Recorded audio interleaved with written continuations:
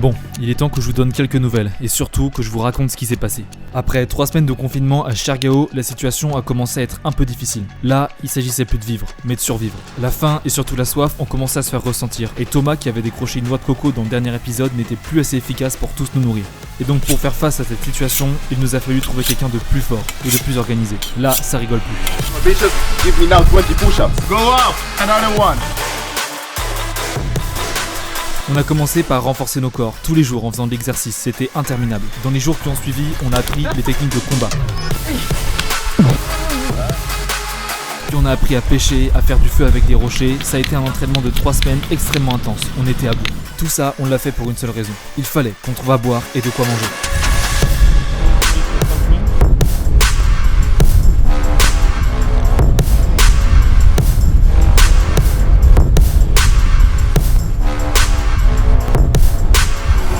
Et après tout cet entraînement, on pouvait dire qu'on était fin prêt à attaquer la mission finale.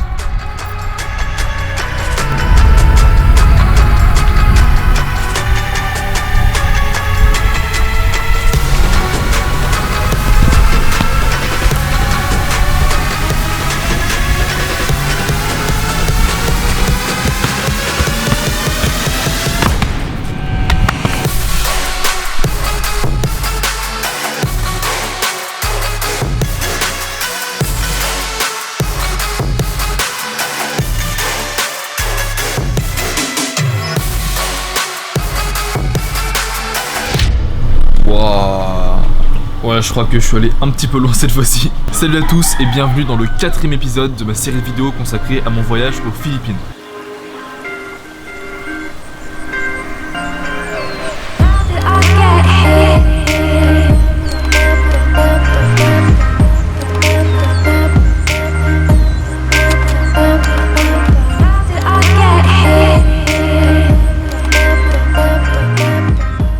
Bon, j'espère que vous avez kiffé cette introduction, on s'est encore une fois vraiment éclaté à tourner tout ça. J'ai écrit une espèce de petit script, je leur ai dit de courir, je leur ai dit de faire un petit peu comme si on était à l'armée. Bref, on s'est vraiment bien marré. Parce que oui, il faut bien trouver des choses à faire, il faut bien trouver comment on peut survivre. Bon, je sais, ça fait longtemps que j'ai pas posté de vidéo, ça va faire peut-être 2 ou 3 semaines. Mais à vrai dire, il y a eu une assez grosse baisse de morale, surtout quant à l'objectif de mon projet qui est un petit peu tombé à l'eau. Vous savez, hein, tout ça c'est bien entendu à cause du confinement, à cause de la fermeture des îles, à cause de la fermeture des activités. Je me suis retrouvé là, un hôtel sans pouvoir faire grand chose finalement. À l'origine, mon projet était de réaliser une vidéo par semaine aux Philippines pendant 2 mois. Et à la fin du voyage, j'avais prévu de réaliser une belle cinématique en racontant un petit peu cette aventure au travers d'une belle musique et d'une vidéo bien rythmée. Mais vous l'aurez compris, tout ça est un petit peu compromis. Et du coup, j'ai cessé de garder mon rythme de publication. Si j'ai décidé de stopper mon rythme de une vidéo par semaine, c'est pour une raison bien précise. Comme je l'ai déjà dit, en ce temps de confinement, on n'a vraiment pas grand chose à faire. Et moi qui à l'origine avait prévu de faire tellement de choses autour des Philippines, tellement de découvertes, tellement de paysages, tellement de randonnées, vraiment plein de choses, je me suis retrouvé là dans une situation où la seule chose que je peux faire c'est faire des vidéos un petit peu par défaut, c'est-à-dire des FAQ, des What's in my bag, des comment je fais pour voyager avec mon sac.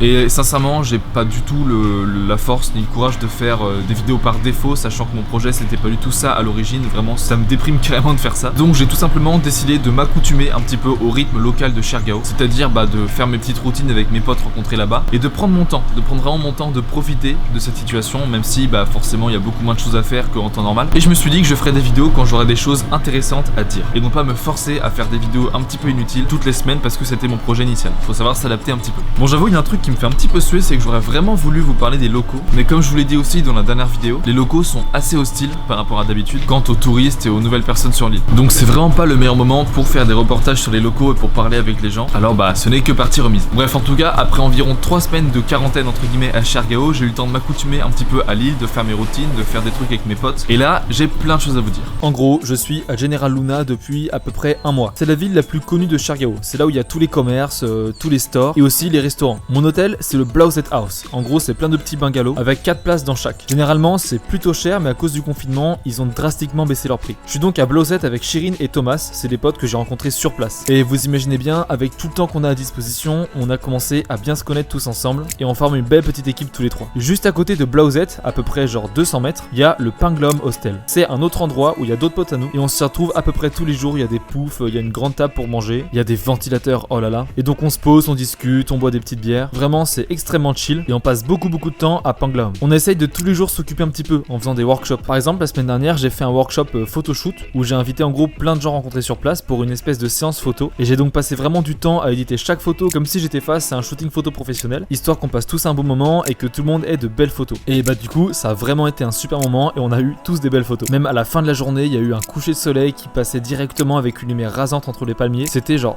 vraiment incroyable. Et il y a d'autres trucs qu'on fait énormément depuis quelques semaines et ça je pensais pas le faire à Chergao, c'est de l'acro-yoga. Honnêtement, tout ce temps qu'on a à disposition, ça nous permet de nous recentrer un petit peu sur nous-mêmes. Même si c'est un petit peu contradictoire parce qu'on est tout le temps en groupe, ça n'empêche que dans un certain sens, on prend du temps pour nous et ça nous fait du bien. Je fais donc beaucoup de gymnastique, j'essaie de maîtriser mon corps de plus en plus, j'essaie de faire l'équilibre, je m'entraîne à faire plein de choses et aussi un petit peu de méditation. Parce que forcément quand on a autant de temps, on est amené à beaucoup se questionner, à savoir bah voilà, qu'est-ce que je fais là, comment je me suis retrouvé là, à relativiser un petit peu sur sa situation, toujours essayer de voir de quelle manière on peut voir les choses positivement. Avant d'arriver aux Philippines, j'ai fait une petite liste de choses que j'aurais vraiment envie de faire là-bas. Donc il y avait par exemple se suspendre à un bras à un catamaran qui est en train de naviguer, mais il y avait aussi des trucs un peu plus acrobatiques comme faire un flip avant, faire un front flip, faire un back flip et surtout tenir l'équilibre sur les mains. Bon, j'y travaille carrément tous les jours. Actuellement, je sais faire le flip avant, je sais faire le front flip, mais le back flip, c'est toujours pas possible. J'ai essayé, j'ai demandé à des potes de me faire un petit peu tourner pendant que je saute en arrière. Le résultat, sincèrement, il a pas été ouf. Mais il n'empêche que du coup, il y a vraiment du temps qui est libéré pour prendre le temps de faire ce qu'on veut vraiment. Même si je sais qu'au final, j'aurais quand même bien aimé voyager. Mais du coup, je prends ce temps-là pour m'entraîner, pour faire des trucs que j'aurais pas fait dans d'autres situations. Et le truc que j'ai le plus envie de réussir dans cette petite liste, c'est le handstand, faire l'équilibre sur les mains. Alors ça, tous les matins, tous les soirs, toute la journée, je m'entraîne tout le temps. Je veux réussir à tenir l'équilibre. Me demandez pas pourquoi, mais j'ai vraiment envie d'y arriver. Du coup, pour revenir à l'acro-yoga, c'est une activité que je trouve géniale. Je connaissais pas du tout, mais en fait, Thomas, il a fait 6 mois d'acro-yoga au Brésil. Et donc, tous les matins à 10h, on se retrouve pour faire des sessions d'acro-yoga et c'est en gros lui le professeur. On apprend vraiment à communiquer parce que je vais dire une phrase que Thomas dit tout le temps. L'acro-yoga, c'est une histoire d'échange et de communication. Il faut toujours demander à son partenaire si il est bien à l'aise comme il est, si il est bien à l'équilibre, s'il faut plus pousser à droite ou devant, etc. Et donc, on apprend à maîtriser nos corps, à garder l'équilibre et à se faire confiance. C'est vraiment une super belle activité. Et là ce matin on a rendez-vous avec un petit groupe pour faire un cours de 1 heure d'acro-yoga, c'est hyper intéressant parce que ça t'apprend à être gainé, ça t'apprend à vraiment maîtriser ton corps. Là du coup on prend le petit déj, après on prend un tuk-tuk pour s'y rendre. Looks so good.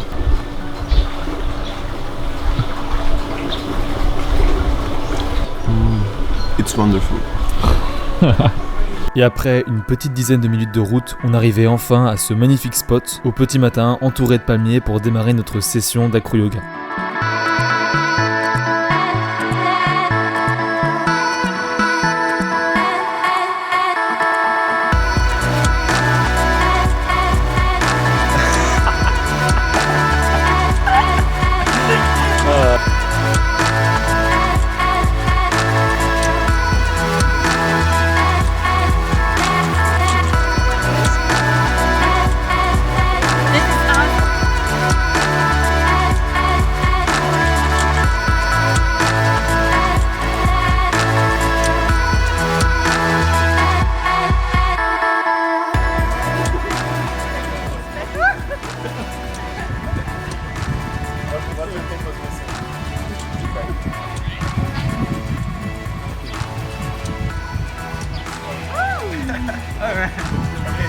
We can make the roll better.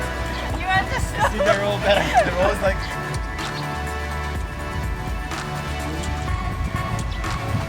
We have the roll.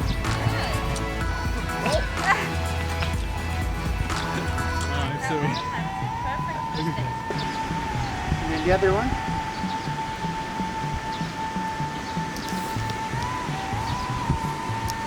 Okay, let's go down because I'm running out of breath.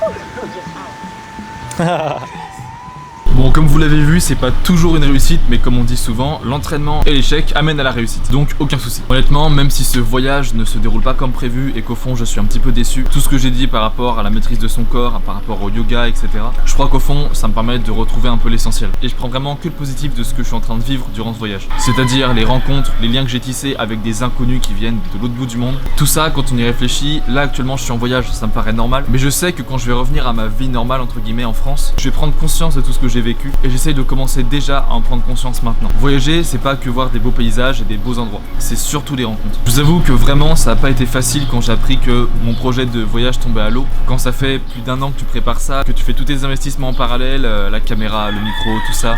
Mais taisez-vous les coqs, c'est pas possible. Je vous avoue que ça a pas été un sentiment extrêmement simple à gérer. Mais bon, au final, je prends du recul et je suis quand même très chanceux d'avoir la chance de voyager.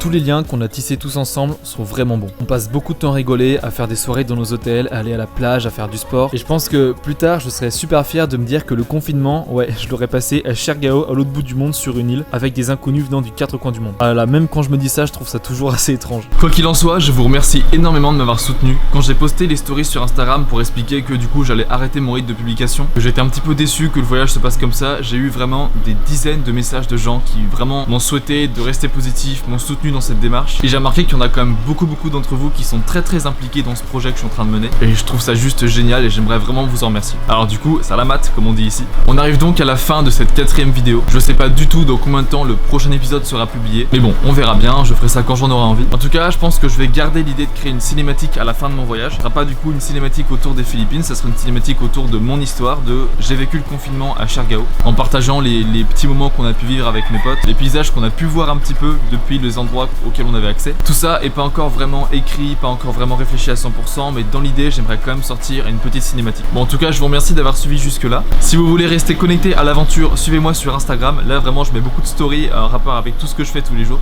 Donc, disons que le rythme de publication est beaucoup plus élevé que sur YouTube. Je vous souhaite vraiment bon courage à tous pour le confinement. Je sais que c'est pas facile. Enfin bref, merci encore et je vous dis à plus pour la prochaine vidéo. Salut!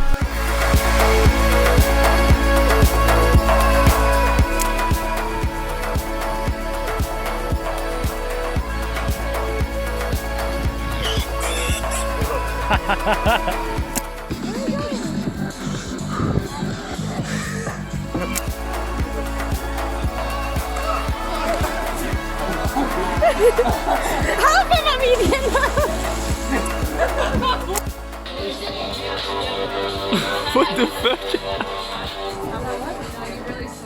I'm gonna take a nap. That's the kind of